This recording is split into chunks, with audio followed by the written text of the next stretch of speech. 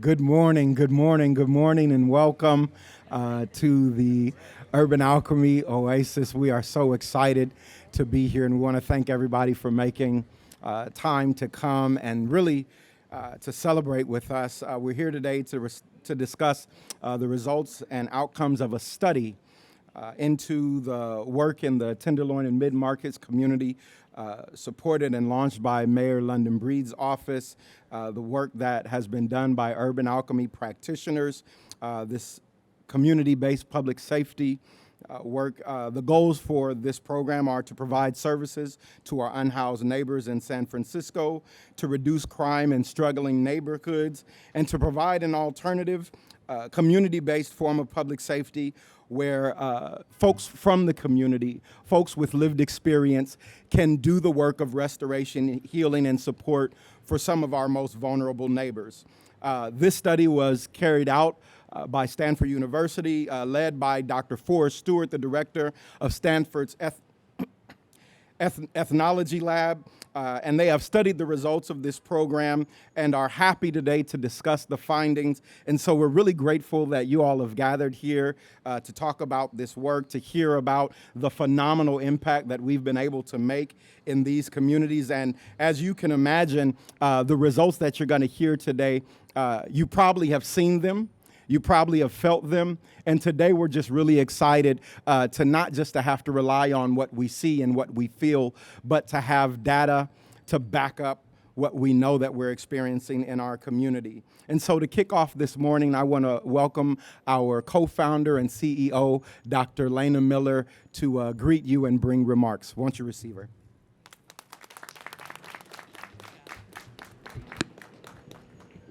Today is a really good day. Today we have some good news.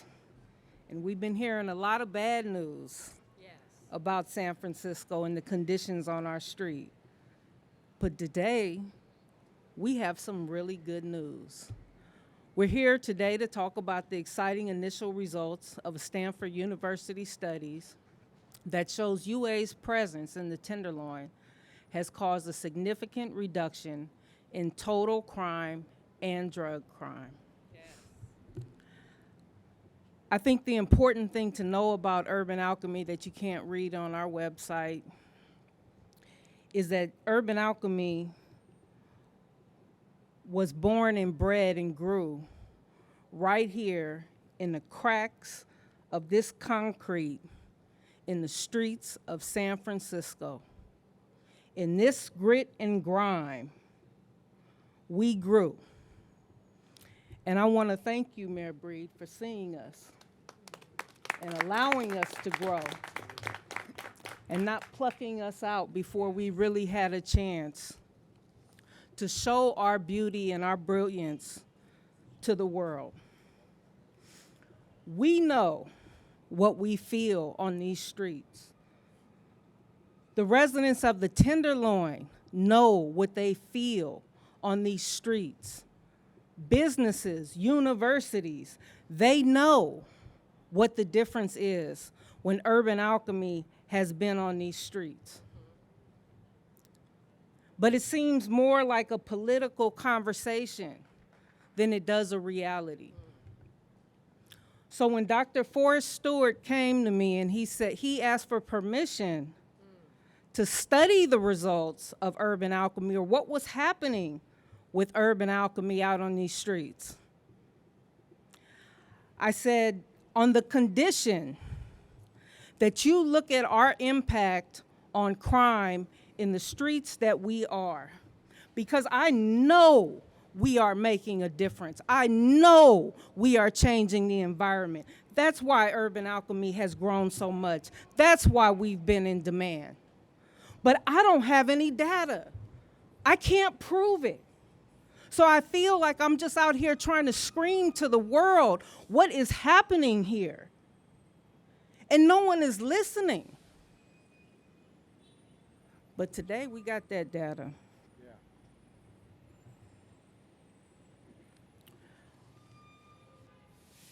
Crime rates are dropping throughout San Francisco.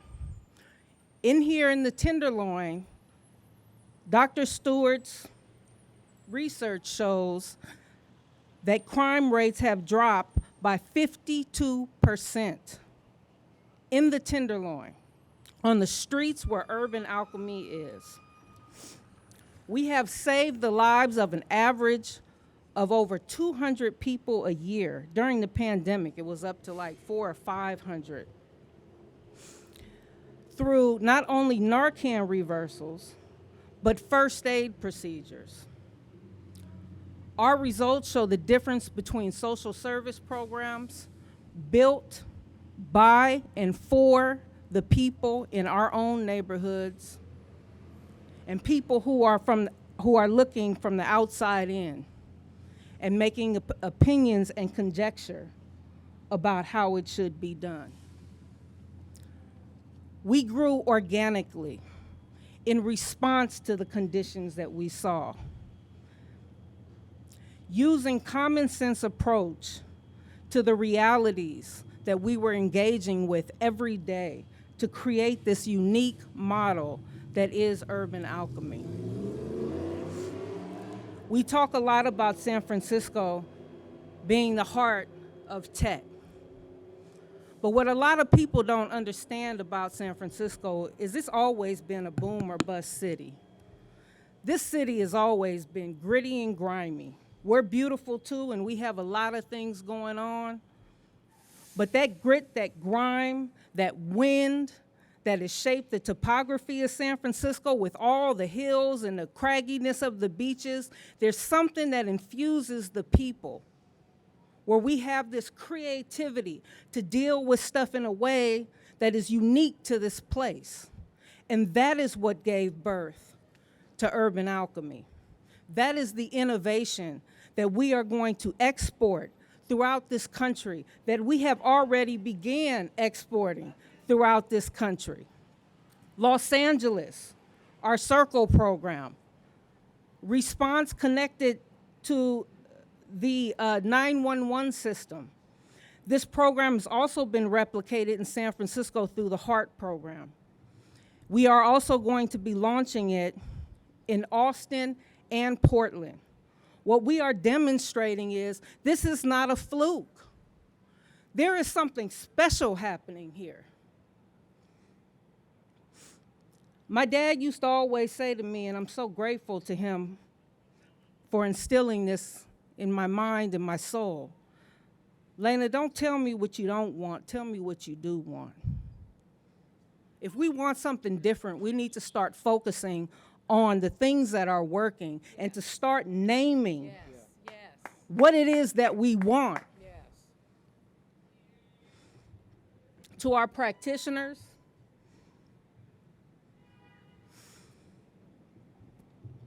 this data is proof that what you are doing is working. I know it's hurtful when people say stuff like all you're doing is just standing around. We're spending too much money on this one. Day to day, you know that you're out here making a difference. You are watching these miracles unfold. You are connecting with people, and I know you know because you feel the love from the people. Yes. If you weren't doing that work, they wouldn't allow you to be here. Mm-hmm. But the fact that you are embraced and you are loved, you know the difference that you're making. But now we got the data, and it's from Stanford University. You are those heroes, and I see you, I thank you. And next, I want to introduce our illustrious mayor, Mayor London Breed, who allowed us to be, who allowed us to thrive, and who allowed this miracle to grow in San Francisco. All right. Thank you, Dr. Miller, and welcome to the TLs, everybody. Let me just say, as someone who was born and raised in this city, as someone who grew up in San Francisco, not too far from the Tenderloin, we always knew that this neighborhood had challenges. But I will tell you that it is an amazing community filled with people, filled with families, filled with immigrants, filled with people from all parts of San Francisco, from Lakeview to the Bayview to Fillmore.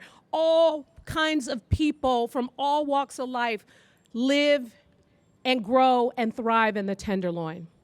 But we also know there are real challenges here as well. And we also know that police alone can't just be the solution. And part of what I appreciate so much about today is many of us, like Dr. Miller and I, and folks who work with Urban Alchemy, they understand anecdotally what is going on in the Tenderloin and how much of an impact that the people who work for Urban Alchemy, who are out there putting their lives on the line when others won't even walk through the Tenderloin, they understand the significance of the impact, because every single day, can you imagine confronting someone with a knife, or someone who's about to overdose, or someone who just is running in and out of the streets and they're trying to save lives? And this is happening regularly, on a regular basis, with the people of Urban Alchemy every single day. And here we have, instead of folks criticizing Urban Alchemy, instead of people saying it's too much money and they ain't doing nothing and just mad and being political about it, Stanford came, Dr. Stewart and the folks at Stanford came to Dr. Miller and said, we want to help because we see and we notice a difference.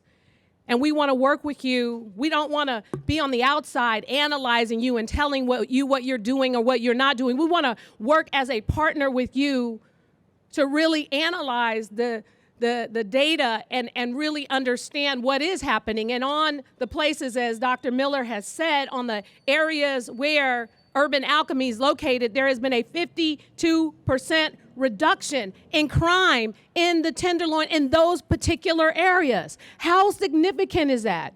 It's significant because the people that would have been attacked, the people who would have died from drug overdoses, the people who would have been in other situations are no longer in those situations because of Urban Alchemy and Urban Alchemy alone.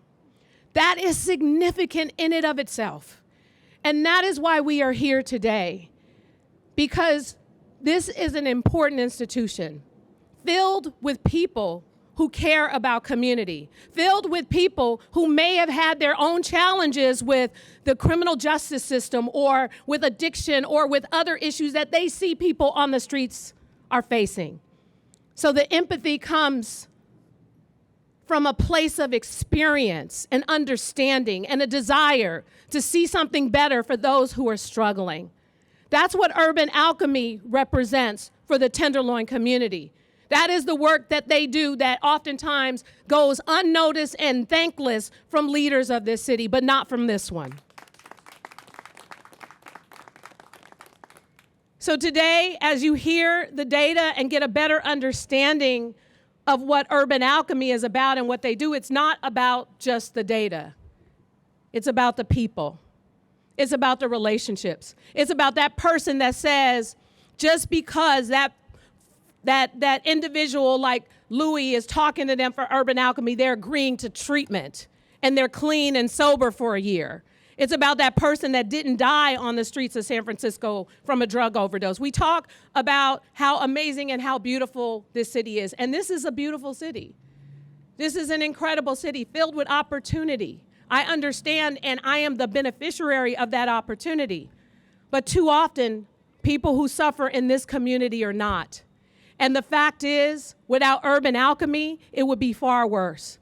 And I feel that things are getting better, it's feeling brighter. No, we are not where we want to be, but we are definitely in a better place than what we used to be. In fact, in the Tenderloin, we've seen an overall 11% drop in crime. And again, that is attributed to the relationship that exists based on the work of our police department, our ambassadors, and especially Urban Alchemy. So thank you all for being here today to report on this data, but more importantly, let's report on the facts. Let's report on the various situations and incidents that occur where no one even talks about it. No one even sees it. Those are the stories of lives saved and changed that need to be told more.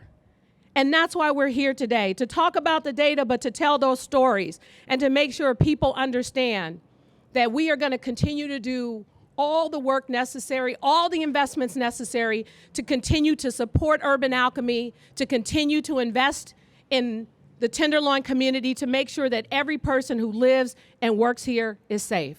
Thank you all so much.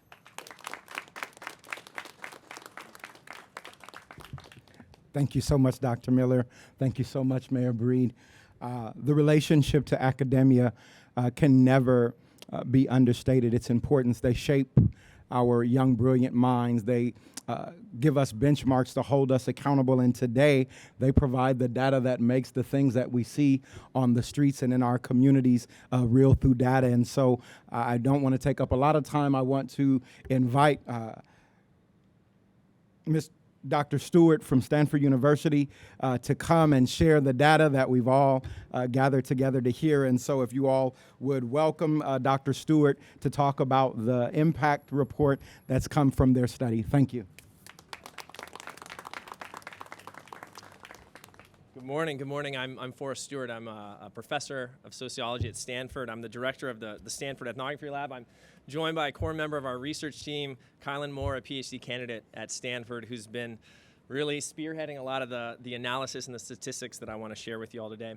So for about the last decade or so, I've specialized in research across the country. So in cities like Los Angeles, in Chicago, and Seattle, focusing on how cities can respond to issues like urban disorder, violence, homelessness. And for the last year, I've been kind of training my focus on the Tenderloin and mid-market with a terrific research team, Kylan Moore, and then Patrick Janelis, who's a professor at the Northwestern Medical School. And so we've just finished, as you've heard so far today, we've just finished this study where we evaluate whether or not the Urban Alchemy Street Practitioner Program has indeed reduced crime here in San Francisco. And I just want to point out kind of some of the origins of this story, some of the origins of this study. So a lot of these kinds of evaluations are typically commissioned by cities. They're often commissioned, contracted out by organizations.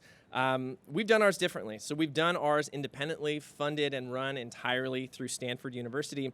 And in fact, I think it's worth noting, the study actually came about as kind of a coincidence. I had been walking actually down Hyde in the summer of 2021 as part of a different research project elsewhere in the city, and I had some time to kill. And I hit the corner of Eddy and Hyde, and I noticed these two very different scenes on both sides of the street. So on the northern side, unfortunately, there was an active drug market. There were people selling wares on the sidewalk. The sidewalk was so full that I had to walk into the street. And then when I hit the corner of Eddy, I looked across the street, and it was peaceful, and there was no crime. And the big difference was, besides those conditions, there were these people wearing these green vests with this Urban Alchemy logo on it. And I started to talk to residents and business owners over the next few weeks, and they said that Urban Alchemy, these folks who were standing out there, were making them feel safer, and they were convinced that Urban Alchemy was reducing crime.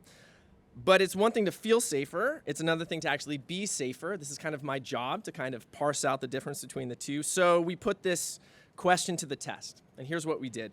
We grabbed all the crime statistics that are publicly available from the San Francisco Police Department, and we analyzed them.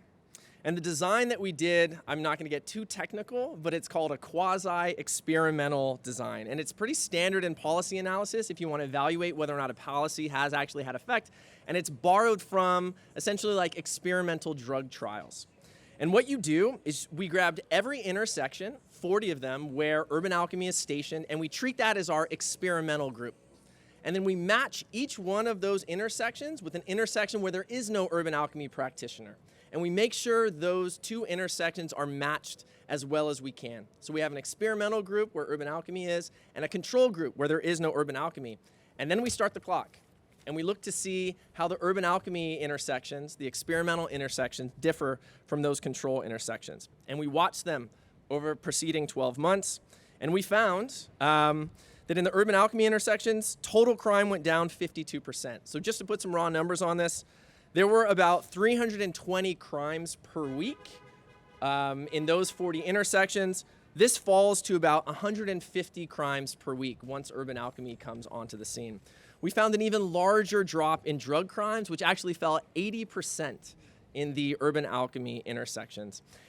Whenever you see these kinds of big results, you want to double check to make sure something else isn't pushing these reductions. There's all kinds of lingering other things that could actually be responsible. What's neat about a quasi-experimental design is that it's what's called a causal design. So we can say that urban alchemy caused these changes, but we have to also include some other potential theories and explanations as to why crime dropped. So the first one we tested that we included in our model was COVID.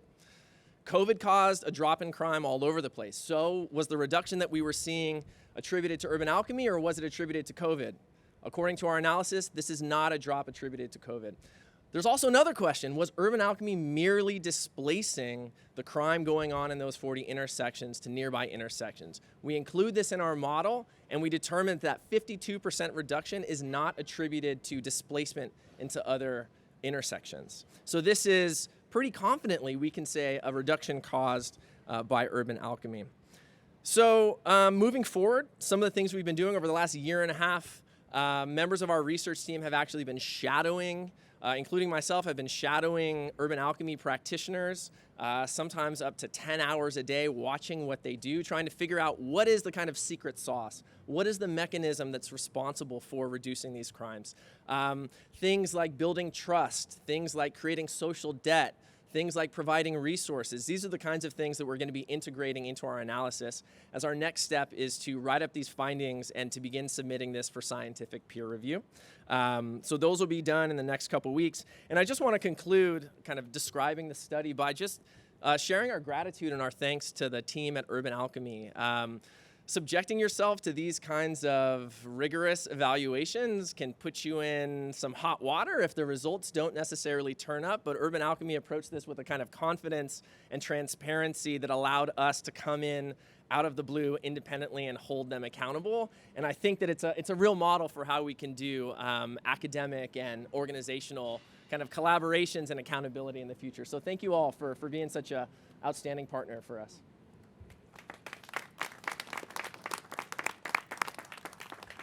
Thank you, Dr. Stewart. Thank you and your team. Thank you to Stanford University. Next up, we have Mr. Steve Gibson from the Mid-Market Foundation. This type of work nationwide is not possible in a vacuum.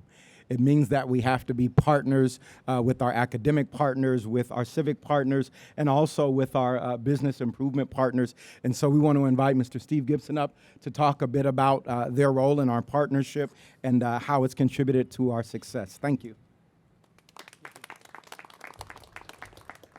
Steve Gibson, Executive Director of the Mid-Market Foundation, Mid-Market Business Association. I just want to say a couple of things.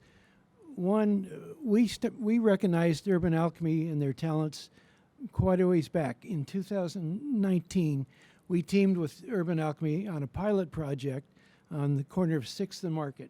And that's where the whole idea of this community-based safety program began. We were asked by businesses on that intersection to make change because it was kind of chaotic at the time.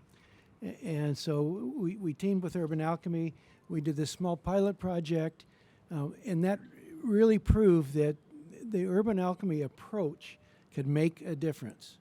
From this pilot project, with the blessing and the financial support of the mayor and her Office of Economic and Workforce Development, we were able to grow this program. We are now entering our 4th year of the community-based safety program, working with Urban Alchemy. And you've heard about the change, the data behind it, the statistics. It's all true. We can give you stories about businesses that were saved. About certainly they've saved hundreds of lives on the street, and they've made an incredible difference. I mean, the biggest thing that we have is that where they are not people begging us to extend the program, and now it is throughout all of Mid-Market, most of the Tenderloin. It has grown from this one intersection to all of that area. So it has been very successful and continues to be successful. And before I leave, I want to bring up one thing that has not been mentioned here, but is incredibly important to this whole program, is the fact and it chokes me up a little bit, but the lives of the practitioners and how their lives have changed by doing this work. It's the people on the street, as we call them, the guests on the street, their lives have been saved and changed, but so have the practitioners. And they have gone on to other jobs, to get college degrees, a number of things, but 200 or 300 practitioners have passed through this program and really changed their lives through this. And Urban Alchemy does not get enough credit for that part of this. So I want to thank Stanford for recognizing this, for validating what we knew, what we've seen on the street, the positive changes. I want to thank the mayor again for supporting us and for continuing to support us in this program. And thank all of you for caring enough to be here to record this event and to spread the good, positive news about Tenderloin Mid-Market and about Urban Alchemy and their program. Thank you very much. Thanks so much, Stephen. A perfect segue to our final speaker for this morning to represent the men and women who spend countless hours in the Tenderloin and mid-market community, who do this work every day in support of our most vulnerable neighbors and all those who pass through these streets. I want to introduce our Director of Operations for San Francisco, Mr. Artie Gilbert, who will come and talk to us on behalf of the practitioners that you see around you. Come on, Artie. Thank you, KP. I want to share two stories. The first story that I want to share is about when we received our first office on 72 6th Street. And when we received our office over there, one day I was walking down Stevenson Alley. And when I was walking down Stevenson Alley, a guy approached me. And when the guy approached me about how he had got off drugs and he stopped drinking. And he asked me, would it be possible for him to become an employee for Urban Alchemy? I said, of course. I said, you have to come down to the office and apply. 2 days after that, he came and applied, and he became an employee. 3-4 days after that. A week after that, 2 years after that, he became a supervisor for Urban Alchemy. Two years after that, he became a director for Urban Alchemy. He's currently a director for one of our biggest programs, which is the BART SF MTA program. The second story I have to share is about 54th McAllister Street. If anyone know about 54 McAllister Street, it was a lot of negative behavior that was going on over there. You had a lot of people selling drugs, using drugs, sleeping in tents, blocking the doorway where the senior citizens couldn't go to and fro inside their establishment or their homes. And also when they had a truck that came by or comes and dropped them off in the wheelchair to be able to get into the senior citizen home. When we was called upon to go over there and see could we address the issue, one thing about Urban Alchemy, we're kind. So when we say that we're kind and we have empathy and compassion, that includes everyone. We don't discriminate. We don't discriminate what you're doing. That's your choice. However, we went over there, by that being said, we went over there a week in advance, and we went over there in a week in advance to share with them is that we will be here in a week. And in the week that when we arrive, the next week that we arrive, this kind of behavior, this kind of negative selling drugs and sleeping in front of this establishment cannot go on any longer. The week after that, we arrive, and now the place in front of 54 McAllister is now clean and able to walk through. The senior citizens can come in and out of the establishment in their wheelchairs. Thank you for your undivided attention. Back to KP.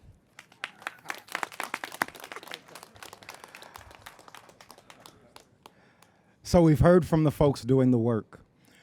We've heard from our stakeholder partners. We've heard from our amazing mayor. We've heard from the leadership of the organization. We've heard the data. Now we have a question to answer. When we walk out of here, do we go back and continue in the course of despair, saying there's no hope, nothing's changing? Or do we take the data that we hold so valuable? Do we take the narratives that we heard? Do we do what our mayor said and recognize that while we're not where we want to be, that we're not where we were? And take that to encourage us to move forward, to double down on interventions that have now been proven by data to work, to continue to support and speak up for the men and women that do this work? Or do we just go back to business as usual? Do we decide that we actually want to continue pushing a message that says that nothing's getting better? I think we all know the answer to that. I think we all know our intellectual responsibility, our responsibility to the city, and our responsibility to the people that we all have been tasked to serve in one way or another. And we have the responsibility to go and push a message that says there are options, there is opportunity, there is hope. And when we all pull together, when we all are willing to be honest with one another, that we can make changes throughout the communities that we hold so dear. And so thank you all for being here today. Thank you for taking this time. Thank you for spreading the message and sharing the news. While we won't do question and answers, all of our speakers today are willing to be available for step-asides at the conclusion of the program. And so without further ado, thank you all and have a fantastic day.